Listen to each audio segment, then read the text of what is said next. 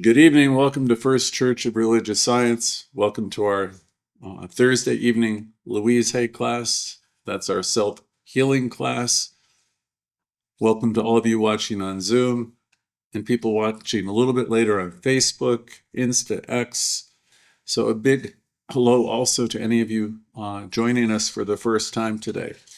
We're a growing spiritual community, a caring community. All of us are doing our best to walk this healing path side by side. We meet 3 times a week. Every Wednesday we meet at 7 p.m. for the Creative Living series hosted by Reverend James. Here we are on Thursdays for our Louise Hay class, as I've already said. And every Sunday morning we meet at 10:45 for a meditation, followed by our main lesson of the week. So if you're new, you can say hello in the chat, or you can comment in any of the platforms. We will get all your remarks. Let us know, what good you're getting from the class. The thing to say, I want to say to you all now, welcome. Thank you for joining us. Louise Hay was part of our First Church Center many years ago. She was a practitioner. Her warmth, her courage, and her legacy it really helped shape this community in ways that are not always evident, but they're felt. So let's start with her words, like a gentle nudge for our souls. When she said, "You have the power to heal your life, and you need to know that." It's a very powerful phrase of hers. You have the power to heal your life, and I'm hoping everyone on the call this evening today, whoever hears it, you know that you have the power to heal your life. Please don't think it's going to come from outside of you. So we so often think that we're helpless, but in fact, we're not. You always have this power within you. What I learned long ago is life is responding to me either way. If I'm going to think negatively and if I'm going to be critical and all of that, if that's what's going on inside of me, my world is going to reflect that. And so that's my power being wasted as far as I'm concerned. Or if I'm learning to live affirmatively, if I'm learning to see the God and the good in each and everything, and if I'm learning to understand that every encounter is in fact a divine happening, every encounter is a holy encounter in that sense, then things are going to start to shift around. And so this is going to take time, because it's almost like rewiring the way you look at life, because we have a lot of old assumptions, a lot of old beliefs that we've held on to for a long time, and it would really be great for us to let go of a good deal of them. So tonight I want to start out in this particular lesson of saying, you're not helpless. You're far from helpless. And please don't be waiting for somebody to save you. I grew up in a religion where that was the whole thing. Your rewards will come later. I'm here to tell you that your rewards will come in the here and now as you learn to turn within and know that you are supplied and supported. And I want to say that the light that you're looking for is already here. It's already shining within you. And it's stronger than anything you've been through, this light of yours. Ernest Holmes wrote, "We already live in a perfect universe." And then he went on to say, but it needs to be seen with perfect eyes. So you remember from the Bible, we got to get that stuff out of our eyes, that are preventing us from seeing the beauty that's here. So today, this evening, we're not just talking about healing symptoms that are in our life, or rearranging the outer conditions, or trying to push it around or manipulate it. What we're talking about is remembering what lies within, deep at the center of your being. You have this steady, sacred something that's always been there. It's always been true, even when you forget about it. Because, yes, life happens. Life can pile on a lot of things, doubts, setbacks sometimes. Sometimes we bring in self-judgment. But this fertile soil within you, it's rich, it's ready. This garden of you, it's more than ready to bloom with wonderful new things. I think someone from our early Thursday classes, I think of someone in our classes who shared one night in a soft voice. She said, I've spent so long looking after everyone else, I don't even know who I am anymore. I don't know what I like. I've become a caretaker. And that moment was very human and very honest. So maybe you felt something like that before too, where you're pulled in every conceivable direction. And you wonder what you wonder even what you're here for, it seems that your spirit gets pushed to the side. And that particular lady, she kept coming to the classes like many of you. And she started to take a pause in the morning, every morning for 4 or 5 minutes, short time, no phones, no cell phones, no obligations, just a pause with her cup of coffee, looking out at her window. And one night she told us in class, this might not seem big to any of you. It's kind of subtle, but something in me is starting to wake up. I can feel some movement, some activity. I'm starting to feel supported. And you see, that's what remembering your divine essence begins to feel like, something like that. It's not dramatic. It's just a gentle nudge, or it's a little excitement that comes from turning inward. Maybe you have a new sense of possibility. It's like you're coming home to yourself, or a sense of connection to this inner garden. Louise said, every single thought you think is creating your future. And what you tell yourself when no one's around, well, that's what's going to shape your life. So those conversations, that dialogue that we talk about every Thursday, it's so important to get a handle on that. Please don't criticize yourself if you find yourself being negative, but observe. I'm always encouraging you to turn the negatives around. Any thought that's critical of yourself in particular, any thought that would suggest I'm not okay, I'm not good enough, or would tell you that I should be further along, or I should have done this, or I should have done that. I think we've all been there. I think most of us have had a dose of self-criticism. And I know I have. When I first tried using Louise Hay's affirmations and mirror work, I resisted. I didn't particularly like it. I thought it was a little bit silly.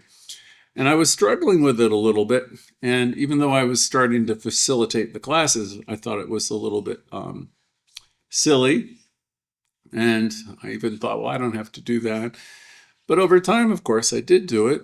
And I'll tell you that mirror work works. It worked for me. It will work for you. It might take some time, because as you do it, as you look at that mirror and say, I love, accept, and approve of you, exactly as you are.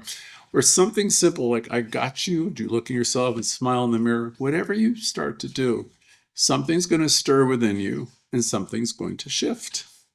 And that comes when you learn to connect with yourself more and more. And when you learn to give yourself a dose of appreciation and love. Most of us don't find the time for that for some reason. Now, there's nobody nicer to be nicer to than you being nice to you, but somehow we get too busy to do that. So one of my functions here is to remind you that it's really important to begin to love yourself more. I want to go back to one of my more recent poets that I like, Mary Oliver. You've heard this before from Wild Geese. She says, you don't have to be good. You don't have to walk on your knees, right, and beg or anything. You don't have to walk 100 miles through the desert repenting for your life. She said, you only have to let that soft animal of your body love what it loves. So you can take that idea in. You don't have to be perfect. You don't have to do anything perfectly. You don't have to earn your worth. Your garden soil is already rich, already receptive. Louise lived this truth. She really got a handle on seeing herself through loving eyes. In her 50s, she was facing cancer. She chose to love herself. She chose love over fear. She identified and she released negative patterns within herself. She used affirmations. She definitely worked on self-forgiveness and forgiveness of others, and healing practices to release old pain and traumas. Some months later, she was cancer-free. Most of you know her story. And that journey became You Can Heal Your Life's, now a book that's touched and helped millions of people. Louise saw herself the way Spirit sees all of us. Spirit sees all of us out, whole, perfect, and divine. And that's the way Louise saw herself in her healing journey. So let's claim something together. Say with me, I am as Spirit made me, whole, perfect, and complete. Again, I am as Spirit made me, whole, perfect, and complete. One more time. I am as Spirit made me, whole, perfect, and complete.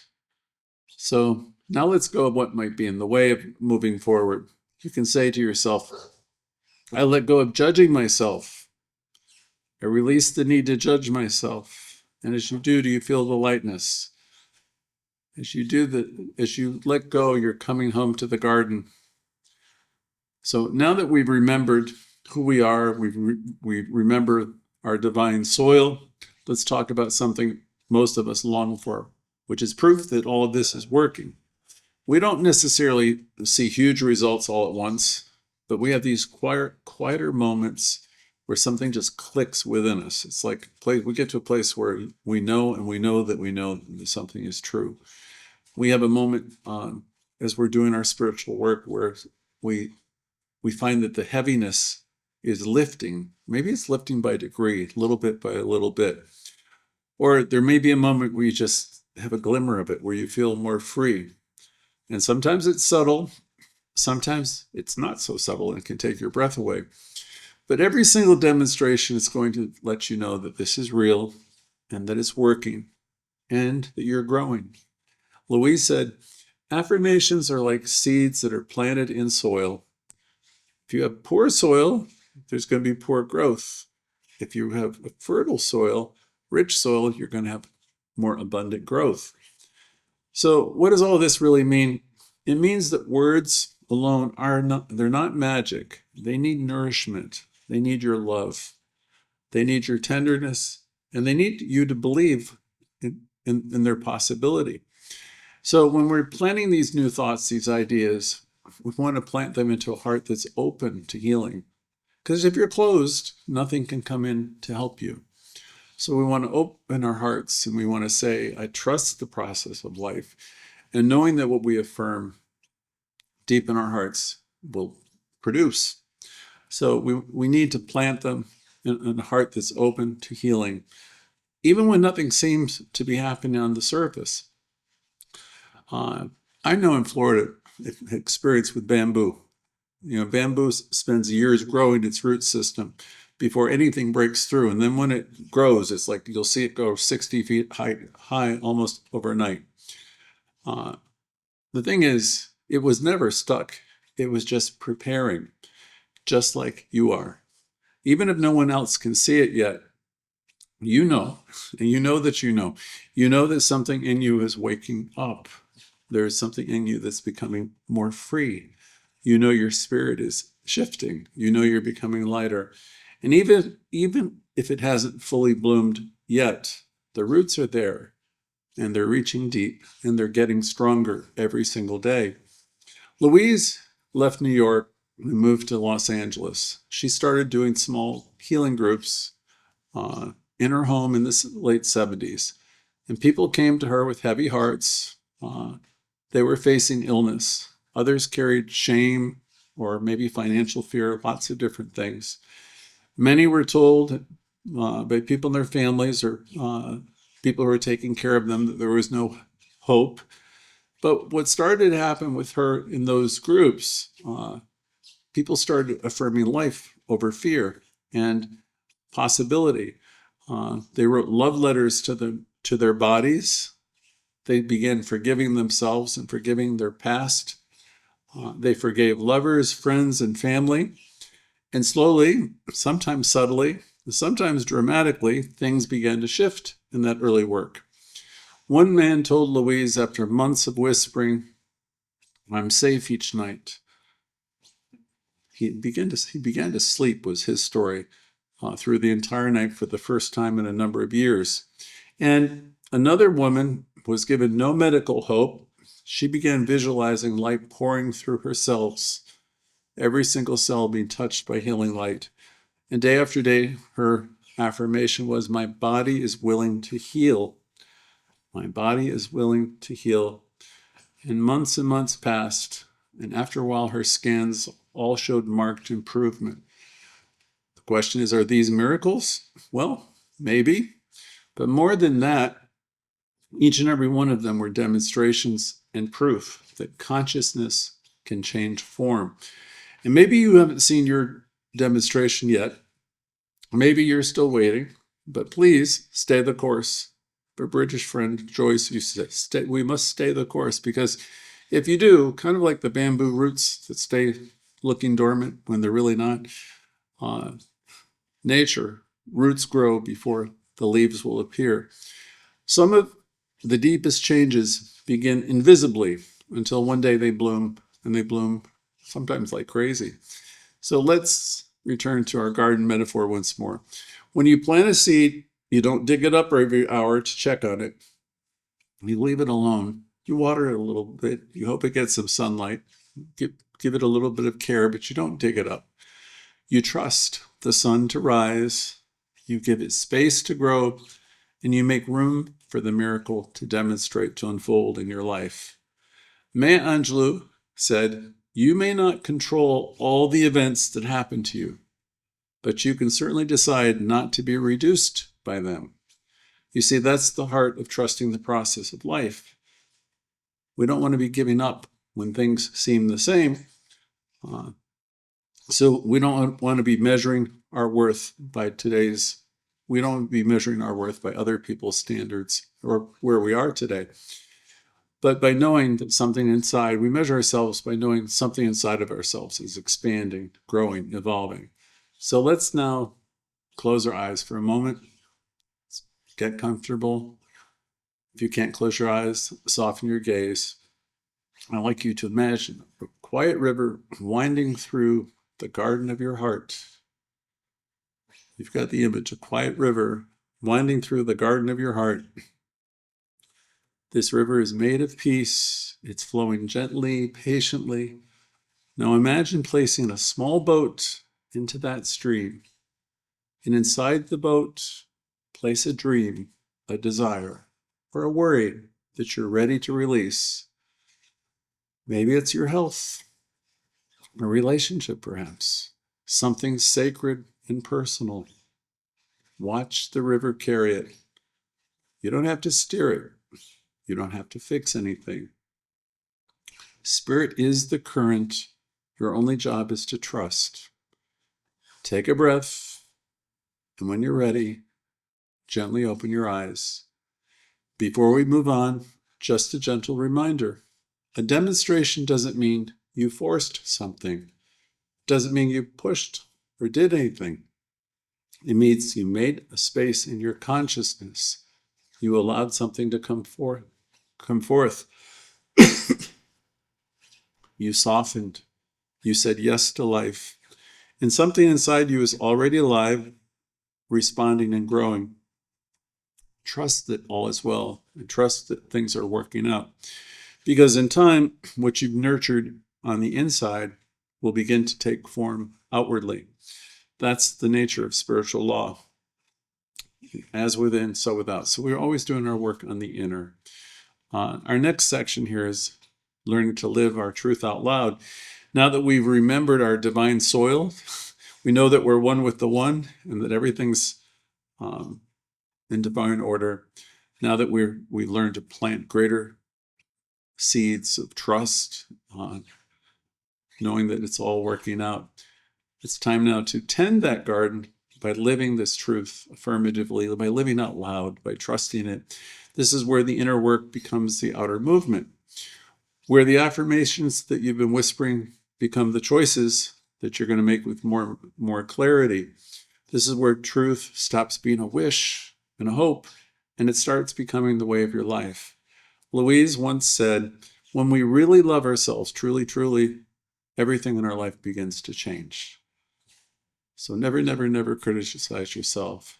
Learn to see the cup as being full. Know that it's all good. When we really love ourselves, and when we're seeing the God and the good in everything, you're going to notice how your life is going to reflect that sight. That kind of love isn't passive. That's what practitioners do here. It's not something you hide in a journal or whisper behind closed doors. It's a little bit bold because it's embodied. It changes how you show up in the world. It changes how you show up in conversations. It changes how you show up in relationships, in the mirror too. So you might be asking, but how do I live this truth? How do I live my truth when I'm still healing? When I don't feel it yet? When I don't feel entirely ready? Well, here's the answer. You start where you are. You don't have to be perfect. You don't need to have all the answers. You just need to be willing to show up for yourself with a little bit more love. Can you do that? That's the question I'll ask everybody. You can ask yourself, do you have the willingness to just show up for yourself with a little bit more love? So living your truth can be as simple as saying no to something that drains you energetically. Say no to things that you know are... You've been down that road before, so learning to have the courage to say no to some of these things. And saying yes to your body by resting. Saying yes to your body by maybe giving it nutrition that's better for yourself. Saying yes to yourself by stretching, by nourishing yourself with kindness, or choosing to be straight up rather than pretending in different ways, or letting go of a story that you know you've outgrown. So this kind of healing isn't about grand gestures. It's about being real gestures. I have a little story from Louise's early years, back in the beginning. Louise opened up her house to men and women, mostly men, who were diagnosed with HIV or AIDS. In that time, fear was rampant. Shame was everywhere. These were a lot of young people who were cast aside, isolated, and afraid. There was one person from one of her books, I think his name was Harte. He was young, he was upset, had been newly diagnosed. And when he first came to the circle, he could barely make eye contact with her or anybody else. He had very poor self-esteem, thinking that, he was a sinner. And the story goes that Louise didn't argue with him because he always had something to say. She didn't try to fix him. She simply created the space for healing to happen. But the thing that was interesting is week after week, this young man returned, and eventually he started to say to his friends, and then out loud, that I'm open to change. I'm open to change, and eventually I'm open to healing. And in the end, he said, my body is doing the best it can. So that's a big change from a person who, thinks of himself as, low as low can be, and nothing will work for him, to saying he's willing to change, and later his body is doing the best it can. Eventually, he moved more towards, I like myself and I accept myself. This particular young man did not live for decades, but he did live differently. He reconnected with his estranged family. They laughed, they talked like they hadn't in years.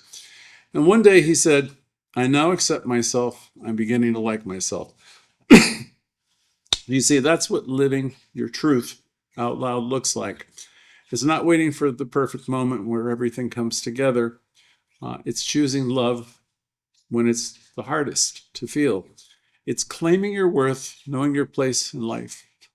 Here we would tell you you are one with the one. This religious science we would say you are an individualization of this love, this power. So we want to wake up in the Louise Hay classes to understand and claim our worth, even when you don't totally believe it yet.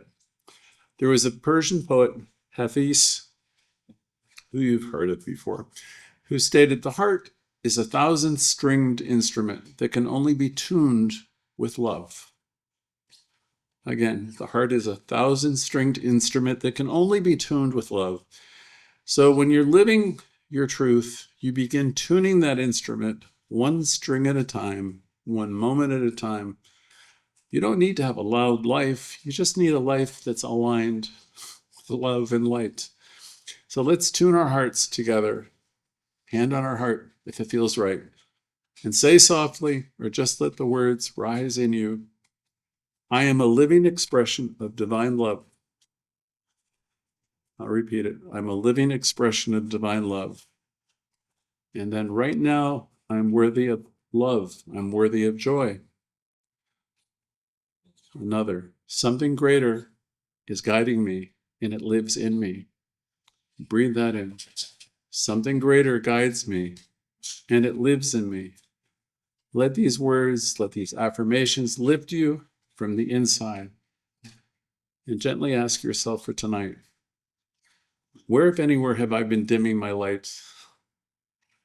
What's one small way, one small thing I can do to practice love or peace today or this week?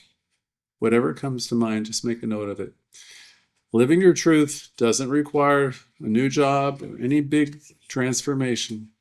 It can happen in very small ways, small choices, brave choices. Maybe speaking up calmly when it would be easier to stay silent, possibly choosing kindness when your pride wants to argue, or smiling at yourself in the mirror when you feel discouraged, or walking away from drama without guilt. See, these are the moments that your inner garden touches the world. So let's bring this together.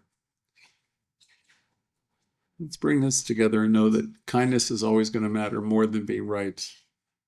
We want to wake up in the morning and say, I'm enough. I like myself. And then truly feel it. These things are not fantasy. That's the vision Louise held for everyone. And it's the one we're building together in our community. So this week, please do the one thing that reflects the truth. Please, not the one thing. Please do one thing that reflects the truth. You could put a note on your mirror, or your refrigerator, an affirmation that says you're great, you're wonderful, or you're doing great. Or you could take a walk, and while you're taking your walk, affirm your wholeness. With every step, you could say, I'm whole and I'm complete. Or maybe, here's another idea, let go of one outdated belief this week and replace it with a loving idea. Because in this class, we're going to constantly remind you that you're not here just to survive. You're here to shine, and you're here to experience a full and wonderful life. So let's say something true together, out loud or in our hearts. I live my truth with courage and grace.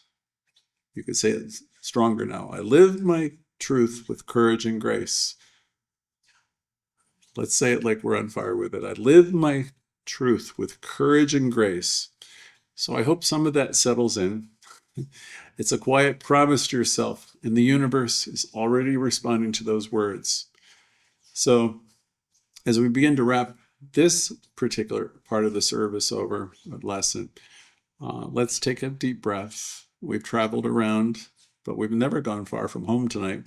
We've simply come home to ourselves. We remembered that our divine essence is not broken. It's not behind. It's not lacking.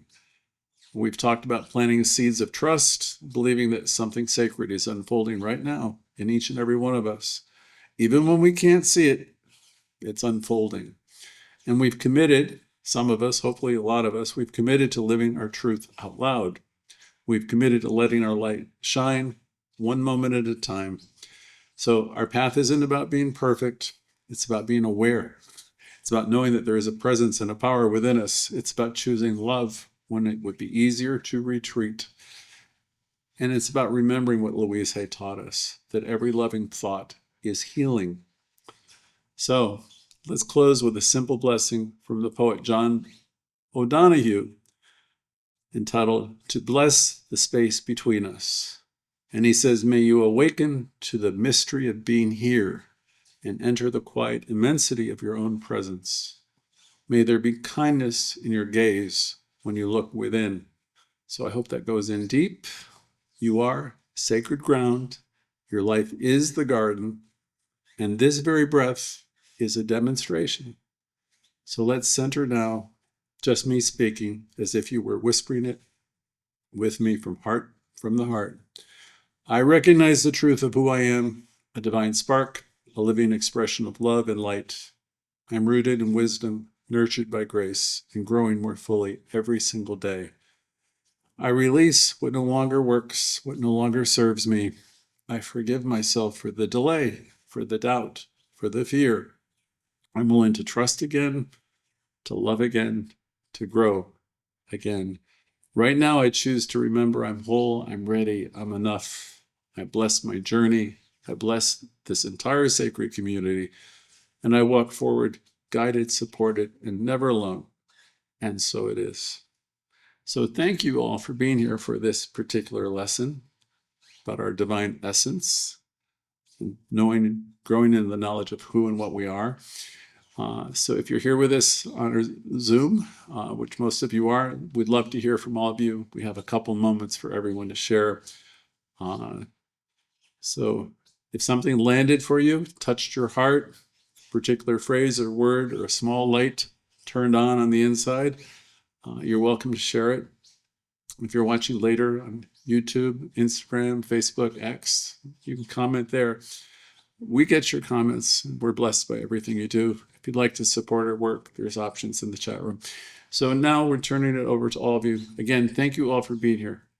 And so it is.